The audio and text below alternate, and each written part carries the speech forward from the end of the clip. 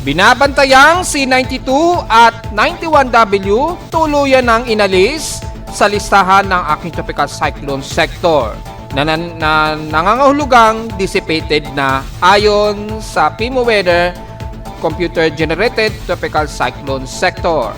Matinding ginaw dahil sa amihan patuloy na mararamdaman sa bansa kabilang na ang buong Northern Luzon hanggang Southern Luzon.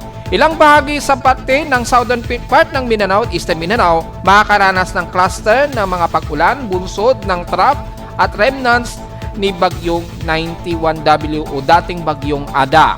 Inaasahan ng moderate to heavy rain showers sa loob ng 24 oras. Bagamat katamtaman ang umiiral sa ngayon sa nalalabi sa kanluran ng Mindanao at nalalabi ng bansa. Baguio City nakapagtala ng pinakamababang 10.6 degrees Celsius na temperatura.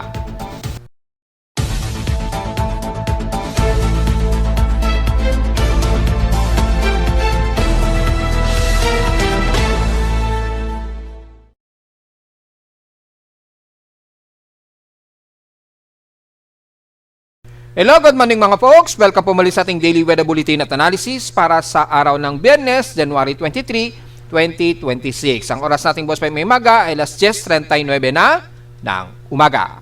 Katamtaman at mostly partly cloudy at nagiging mostly fair weather tayo sa buong bahagi ng Northern Luzon at ilang bahagi ng Southern Luzon. At dahil sa paglakas muli ng ating amihan, asahan ang mas malamig na temperatura ngayon kahit ngayong umaga at nararamdaman natin yan. At ang pagbaba ng temperatura natin ay inaasahan natin at tuloy-tuloy na mas bababa ito ngayong araw o this weekend.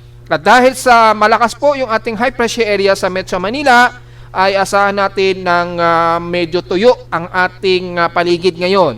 Kapag masyadong tumataas ang ating atmospheric pressure, usually ay hot, dry o medyo tuyo yung hangin natin sa paligid. At dahil dyan, bumababa po yung ating outside humidity po at maging yung ating dew point.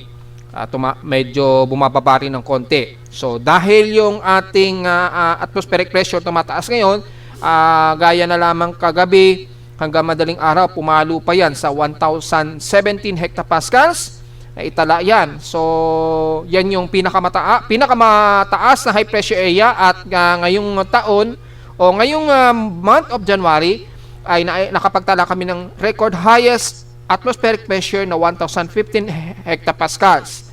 Yung pinakamataas na recorded dito sa amin sa Caloocan. So dahil po yan, malakas po ang presensya ng ating lamig, dala po ng amihan.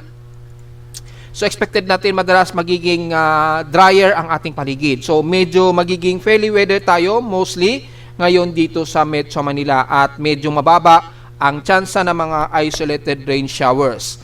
Maliban na lamang sa may bandang Mindanao na kung saan yung remnants kasi ni dating Bagyong Ada ay bumababa dyan, dumadaos-dos dyan. So, binabalandra ng sea line. Nasa may bandang Eastern Visayas po yung pinaka-boundary ng sea line dyan. Masyadong mababa dahil lumakas po yung ating amihan ng husto at bumaba ito ng husto yung cold front. So makita natin sa Doppler radar imagery, wala tayong masyadong mapapansin.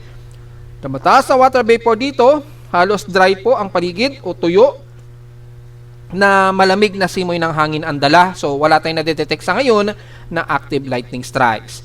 Sa ating current conditions, overcast, gloomy, haze at partly cloudy sa amin sa Caloocan. Mapapansin niyo may maaraw sa amin sa Caloocan pero hazy. Normally po yan dahil malamig. So nagkahalo yung lamig sa himpapawid, nagkakaroon ng crystallize sa himpapawid yan. So mapapansin natin naghihilo ngayon yan. Pag nakita natin yung sikat ng araw, nagkakaroon ng parang halo. Sa lowest temperature na aking weather station na inaitala kaninang 12 o'clock, eksakto ng madaling araw, nakapagtala kami ng lowest of 25.3 degrees Celsius. Hindi yan katulad kahapon na nakapagtala kami ng pinakamababa na 22.3. Kahapon, pinakamataas na sa aming temperatura na 30.7 degrees Celsius lamang. Kahapon ito ng hapon at 1:11 p.m. So mababa o wala kaming masyadong mataas na heat index. 34.2 degrees Celsius lamang ang highest heat index na naitala sa amin sa Caloocan. So sa ating PH 16 past 24 hours, nangunguna pa rin ang Zamboanga Peninsula sa may mainit na temperatura na 34.8 degrees Celsius na highest air temperature sa bansa. At sa lowest temperature, grabe ang lamig sa Baguio City. Malamang nagyeyelo na yan, lalo na sa may bandang Atok, Benguet. Nakapagtala sila ng pinaka-lowest of temperature na 10.6 degrees Celsius. Ayon po dito, pinakamababa na yan sa nakarang araw na nung una ay nasa around 12 degrees Celsius.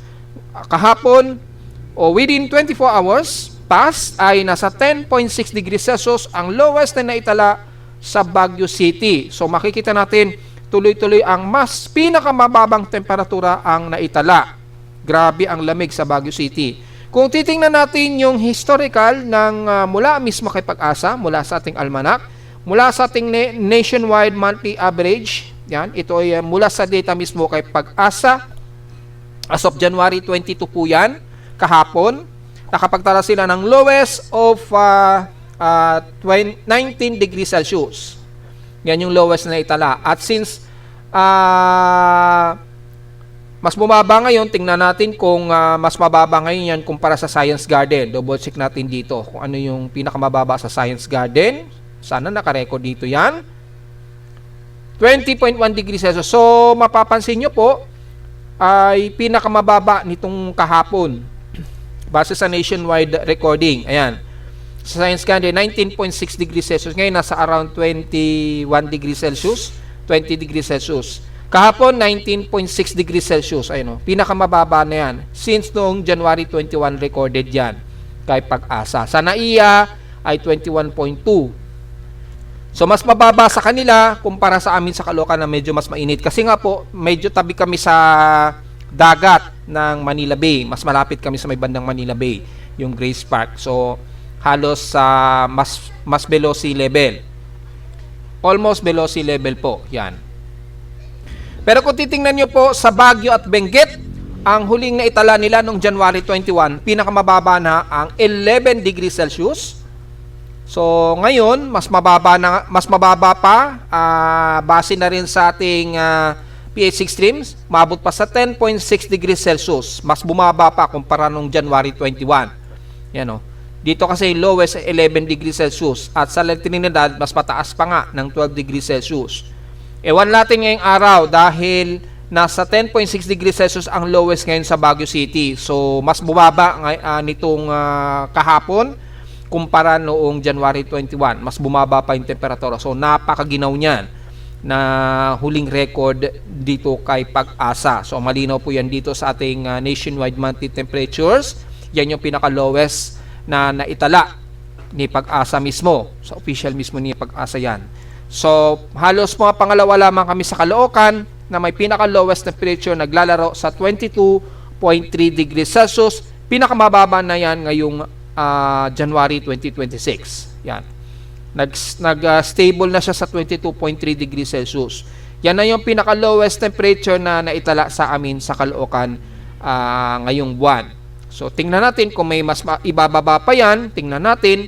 Pero usually, naglalaro yan sa 22.3 degrees Celsius. Yung nakarang taon kasi, 22.2 yan, degrees Celsius yung lowest namin. So, most likely, ito na yung pinakamababang temperatura sa amin sa Caloocan na lowest temperature talaga. Mga around 22 degrees Celsius. Mababalikan natin yan gamit ang ating station time records nung nakarang taon. So, babalikan natin yung nakarang taon sa amin sa Caloocan para makita nyo po yung lowest temperature na itala sa amin noong January. Yan. So, pinaka-lowest namin, 22.3 din. Last year po yan So, usually, ganyan ang pinakamababa na naitala. Pero pagdating ng February, yan, tumataas-taas na siya. So, lowest talaga sa amin, mga around 22.3 degrees Celsius ang naging pinakamababa. 2024, may naitala kami na may pinakamababa Yan, ayan 22.2. Yan na yung pinakamababa sa nakalipas na 8 taon. Kung babalikan natin yung yearly, ito yung average lowest temperature. So, ang pinakamababa namin yung 2019. Mabot pa sa 22.1 degrees Celsius. Yan na yung pinakamababa na naitala namin sa Caloocan. Then, mas lowest, nag-flat ito ng 22 degrees Celsius noong 2020. Ito yung pandemic ito. Panahon ito ng magpa-pandemic. Yan. So, bumaba pa sa 22 degrees Celsius. So, kaya dito nagsimula yung pagbaba ng temperatura na to, nagkaroon tayo ng COVID. Kung matatandaan nyo po mga folks, yan. At nakapagtala ng 22 degrees Celsius. Gumrabe yung lamig sa bandang China. Sinabayan naman ng paglala ng pandemya. Yan na po yung pinaka-lowest namin sa nakalipas na 8 taon. And then, sumunod na medyo tumaas na, mga 22.9 noong 2023, then 22.2, then last year at ngayong taon ay nasa 22.3 degrees Celsius ang lowest. So, usually mga around 20 to 22 degrees Celsius ang pinakamababa namin hanggang 21 degrees Celsius. Yan, pinakamababa na naitala noong 2021 hanggang 2022. Bumaba pa kami sa 21 degrees Celsius na lowest.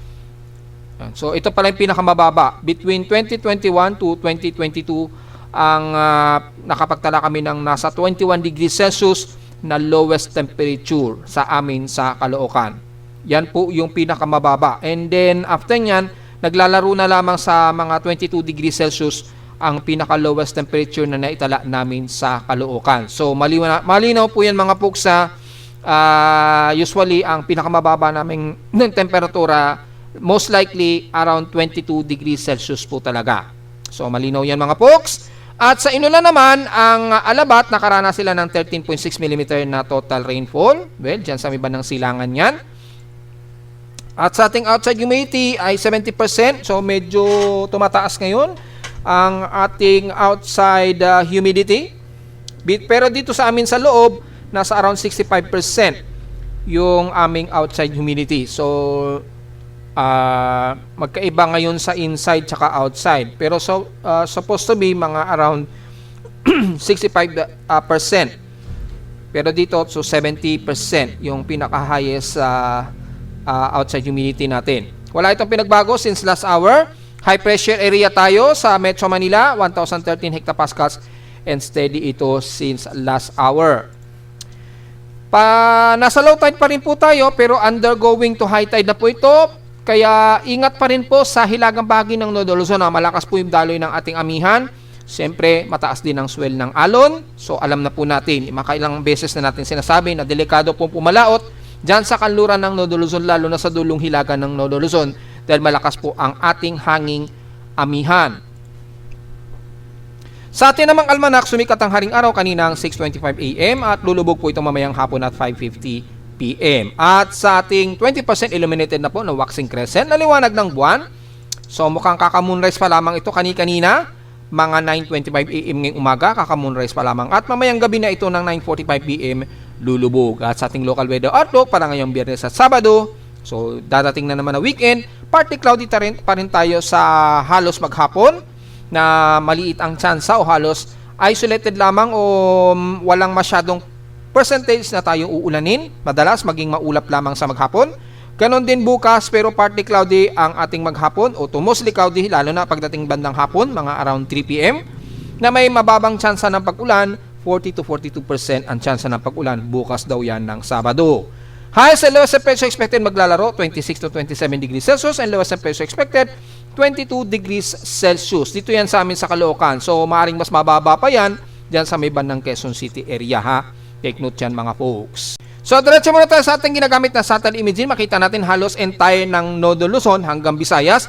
Magiging maulap lamang tayo all the times. At may mga ilang isolated lamang na mahihinang pag-ulan ang iiral sa most eastern sections ng Luzon hanggang Bicol Region at Eastern Visayas. Makikita natin halos partly cloudy lamang at mababa halos ang tsansa na magkaroon ng mga heavy rain showers. Typically mga light drizzle rain lamang, siguro mga around 10 mm siguro sa may bandang Alabat na naman muli or bandang eastern side ng Eastern Visayas. Pero most likely nagiging partly cloudy at nagiging moderate ang panahon natin. So wala tayong masyadong magiging report sa magiging anumang weather pattern system natin, kabilang na ang Metro Manila at buong Nodo Luzon. Typically, partly cloudy lamang and some mostly cloudy sa hapon, pero patuloy na magiging moderate ang panahon natin na maulap at ginaw dala po ng amihan. Wala tayong magiging concern sa buong kanluran ng Nodo Luzon, mula Ilocos Region na yan hanggang Pangasinan, Zambales o most of Central Luzon area. Yan o, halos walang gaanong kaulapan. So, clear skies yan na may dry na hangin. So, wala tayong magiging problema maging sa bandang Metro Manila, Calabarzon area. Maging maulap nandin sa may bandang Bicol region nga po o most of South Luzon, pero at least moderate ang panahon natin na maulap lang.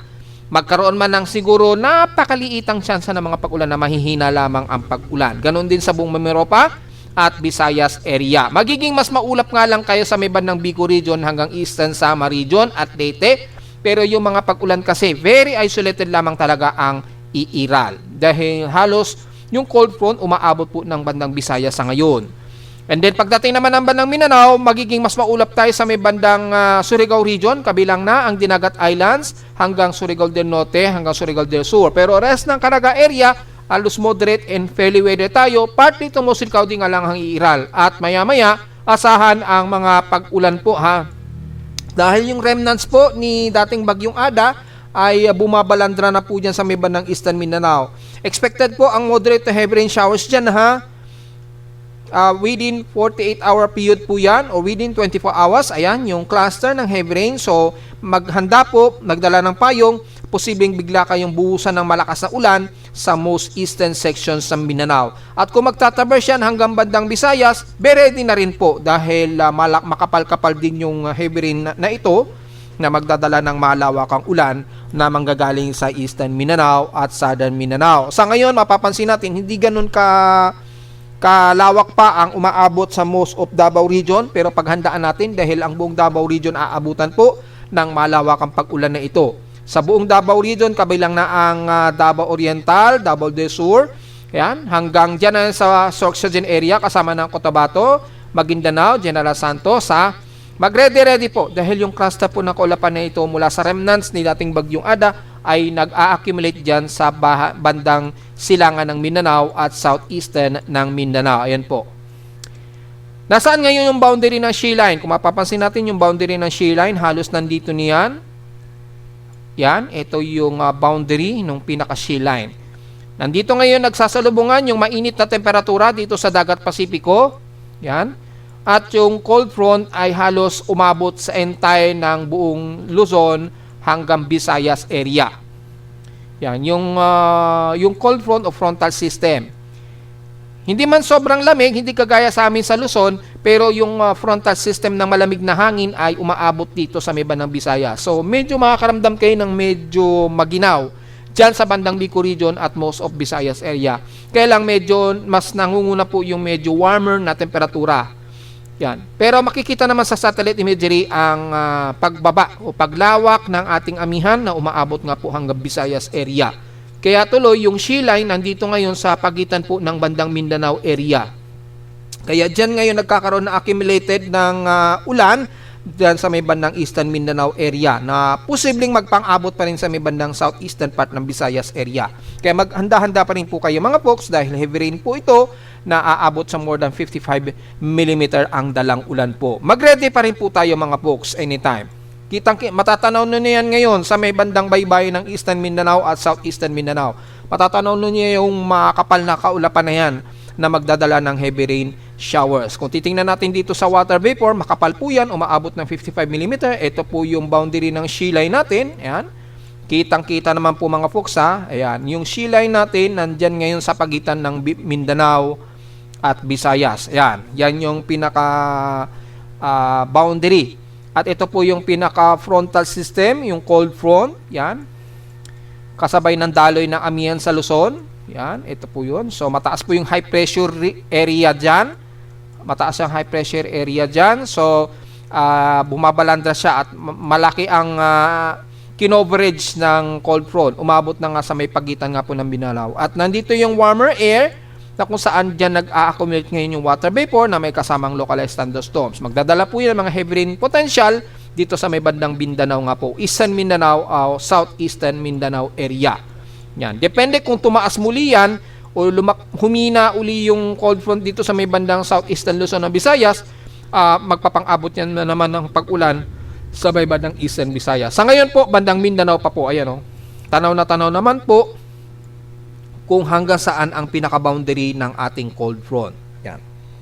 So magdala po ng payong at ingat po sa mga potensyal na pagbaha lalo na sa may bandang Davao Region sa Mindanao, na kung saan mas malapit sa inyo dyan yung makapal na water vapor na matinding ulan ang idadalang buhos po niyan within 24-hour period. So yun lamang po pinaka-analysis natin. Wala tayong masyadong komento sa Luzon ng Visayas, maliban na naman sa bandang Mindanao na posible kayong ulanin dyan ng heavy rain showers.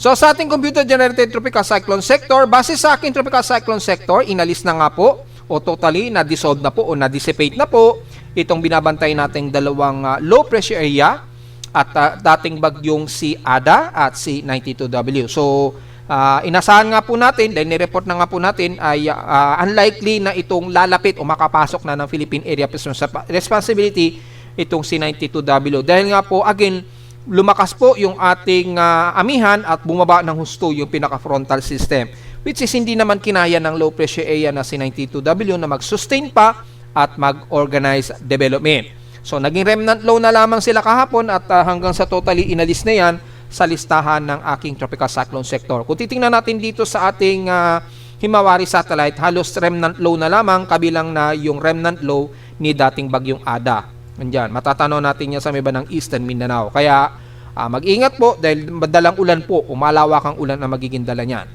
Pero yung presensya ngayon ng dalawang low pressure area na to ay inalis na ng ating tropical cyclone sector.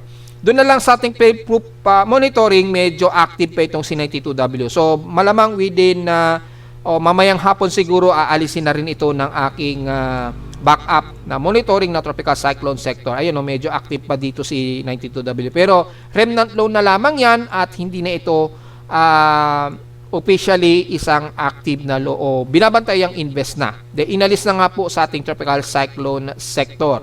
Wala na rin siya sa ating tropical cyclone track animation. Pero yung current na listahan ay makikita pa rin natin dito sa bahagi ng ito ng floating satellite. Ayan, remnant low na lamang siya. Hindi na nagkaroon ng low level convection. Nag-unstabilize na siya dahil po dun sa malakas na high pressure area. So wala tayong magiging komento. Diretso agad tayo sa ating tropical global forecast assessment monitoring natin. Kung posible bang mayroong susunod kay 92W. Kasi napaulat daw na nagbanggit si Pag-asa. According kay Pag-asa, paki-confirm na lamang kung totoo yun. Mga 9 to 11 daw na bagyo between February to July na magkakaroon daw tayo ng bagyo. Well, tingnan po natin yan dahil extended forecast lamang. No? Pattern yan ng mga nakaraang recorded historical events.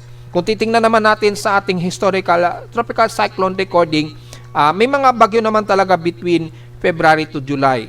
Usually, pag July, mga tag-ulan na kasi yan. So, most probably, nagkakaroon talaga. Kaya lang, 9 to 11 na bagyo pa ang posibleng mabuo. Ayon kay Pag-asa, well, tingnan na lamang po natin. Yan lamang ay possible forecast lamang yan. Hindi pa naman yan totally na magaganap. Forecast pa lamang yan na posibleng hanggang 11 na bagyo ang mabubuo between February to July ngayong taon. So, tingnan natin. Mula dito sa ating mga computer models, remnant low na lamang at makikita natin wala na talaga yung dalawang low pressure area na binabantay natin. Ganon din kay SMWF, wala na. Pero ang linaw, yung shear line nyo, nasa may bandang Eastern Visayas at Mindanao yung pagitan ng shear line. Lumakas po yung ating high pressure area sa Hilaga. Kaya lalong bumaba o dumausdos yung frontal system niya. Which is yan po ang dahilan kung bakit tuluyan na inalis o nalusaw yung dalawang low pressure area na ating binabantayan. Ganon din sa pinapakita dito sa ating global spectral model. So, wala tayong masyadong concern. Yan, wala. Yan malakas po yung alon sa Hilaga dahil sa amihan. Kaya delikado pong pumalaot sa hilagang bahagi ng baybay ng Luzon po Sinasabi ko na po sa inyo yan. At ito naman yung cluster ng trough na ito, na mga kaulapan. Makikita natin dito. Magkakaroon ng mga pag-ulan. Pero unlikely magiging active low pressure area to dahil remnant low na lamang yan ni Ada. Yan. In 120-hour period po, dahil sa shear line na yan, magkakaroon ng mga malawakang pag-ulan sa may bandang Mindanao po. Within 24 hours to 72 hour. According dito sa ating tropical cyclone genesis ng ECMWF. So most likely ang bandang Southeastern Visayas at Eastern Mindanao at Southeastern Mindanao ang most likely kayo ay uulanin po ha. Itong katapusan na ng January hanggang papasok na po yan ng February. Then base nga po dito, mas mababa yung ating shear line. So yung water vapor po na mag-accumulate andyan po sa bandang area ninyo po. Yan, kung titingnan natin yung 120-hour period, ayan, magkakaroon daw ng parang genesis. So mukhang magkakaroon siya ng parang pagbaba ng atmospheric pressure. Magkakaroon ng shallow low pressure area na 50% chance daw. Well, tingnan po natin dahil sa ating tropical cyclone mean wind monitoring, wala pa tayong nakikita ang mataas na convergence. So, maaaring mag-tropical wave shot, magdadala ng malawakang pag-ulan dito sa Eastern Mindanao. So, depende na kay Pag-asa kung itataas nila yan sa shallow remnant low na low pressure area. Tingnan po natin within 120 hour po.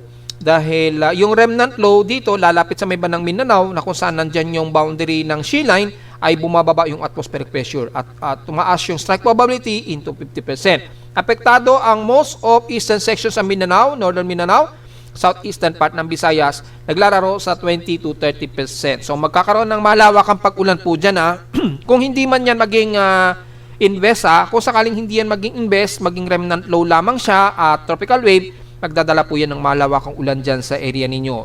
So buong Caraga at Surigao region, maghanda-handa po dahil magdadala po kayo dyan ng matitinding pag-ulan. Dahil kung titingnan naman natin dito sa Global Hazards Outlook, walang sinasabi na may posibleng may mabuo kahit 20% ng low pressure area o tropical cyclone probability, pero above average rainfall po ang magiging dala ninyo dyan sa may bandang southeastern Visayas at eastern Mindanao po between January 28 hanggang February 3, 2026 po. Yan po ang naka-forecast dito. And then, between February 4 po, ay patuloy na magkakaroon ng posibleng average o above average rainfall sa may bandang silangan ng baybayin ng ating bansa hanggang February 10 daw po yan.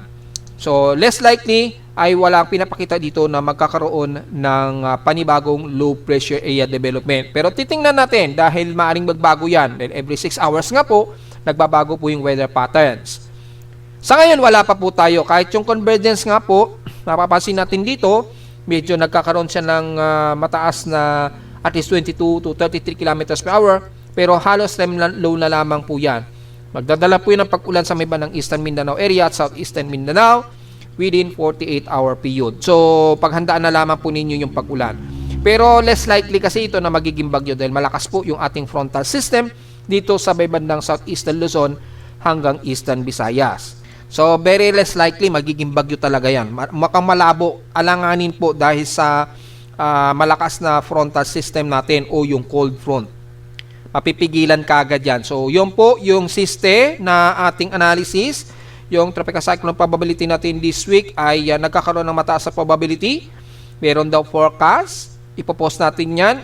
Ngayong araw yung bagong forecast ng ating weekly tropical cyclone storm o tropical storm probabilities subseasonal range. Yan. Kasi may mga forecast na umaabot ng 60 to 70% na mayroong tropical wave na mabubuo dito na naman sa southeast of Guam. So, tingnan po natin. Ipopost natin yan sa Facebook page, mga folks.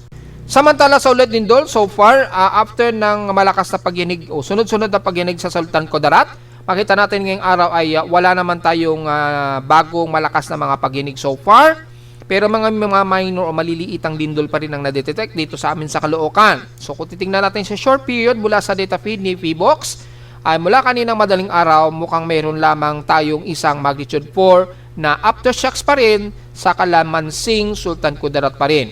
Yan, magnitude 4.3 po ito na may lalim na 15 km ang depth. So tuloy-tuloy pa rin po yung mga aftershock o cluster ng aftershocks dyan sa paligid ng Sultan Kudarat. 225 na raw po yung clustered earthquake ang umabot sa Sultan Kudarat. So mag-iingat pa rin po tayo sa mga kababayan natin sa Sultan Kudarat. Kayo naman ngayon ang focus na babantayan sa mga aftershocks. Dito kasi sa Davao Oriental halos kumalma na po o tumahimik na yung sunod-sunod na mga clustered na lindol. Sa bandang Bogo, Cebu naman ganun din. Halos kumakalma na rin ang sunod-sunod na mga pagyanig dyan. Dito naman ngayon sa Sultan Kudarat ang may mga sunod-sunod na mas maraming total earthquake na umabot nga sa mahigit 200. So kung titingnan natin yung ating historical earthquake data, kung nakakailang total earthquakes na po tayo, Babase natin dito sa ating January historical earthquake. Yan, nasa total of 920 earthquakes na po tayo. So, sana sabi nga po natin, aabot pa nga ito sa 1,000 plus. 864 dito is magnitude 2.0 pataas, 47 sa magnitude 4, 7 magnitude 5 plus, at 2 6.0 o magnitude 6.0 pataas.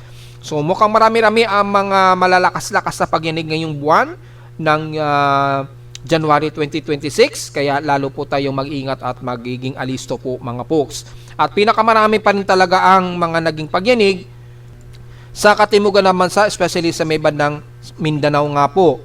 Makikita natin dito nang nagkaroon tayo ng mga malalakas na pagyanig, mga magnitude 6 plus na lindol at magnitude 5 na lindol. Yan, kung titingnan natin sa Sultan Kudarat, yung clustered total earthquake sa kanila ay nasa 212 clustered earthquake po plus 7. Yan. 212 po yung clustered earthquake sa Sultan Kudarat. Dito sa may bandang Manay, Davao Oriental, nasa 32 plus 116 ang total earthquake. So kung zoom out natin yan para ma-total natin, umaabot sa 202, pero umaabot kasi sa may bandang Surigao del Sur. So i-zoom in na lang natin. Sa paligid ng Manay, nasa 32 at 116 total earthquakes po ang nakapaligid. So halos marami-rami pa rin ang mga cluster na lindol dyan o total earthquakes na naitala ngayong buwan ng January.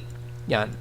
At 60 naman sa may bandang Bogo, Cebu. So at least medyo kalmado na o tumatahimik na yung mga aftershocks dito sa may bandang Davao Oriental at Bogo, Cebu.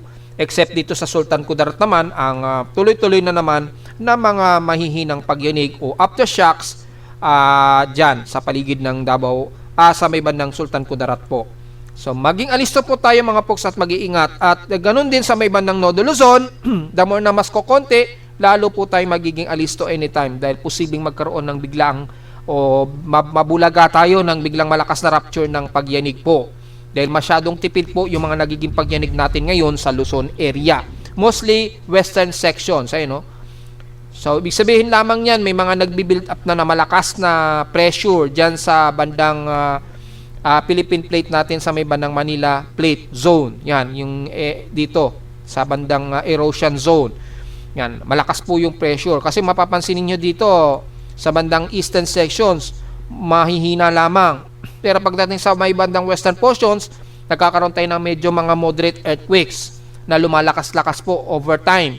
Kaya lalo po tayong mag-ingat mga folks. Huwag natin baliwalain yan kahit na kokonti. Dahil the more na kokonti, the more na kailangan nating maghanda anytime po. Dahil anytime soon, posible tayong magkaroon ng medyo malakas na rupture na lindol. So yun po, nasa 920 na po yung total earthquakes natin ngayong month of January 2026. At narito naman ating 3-day weather forecast para sa araw ng Biyernes, January 23, 2026.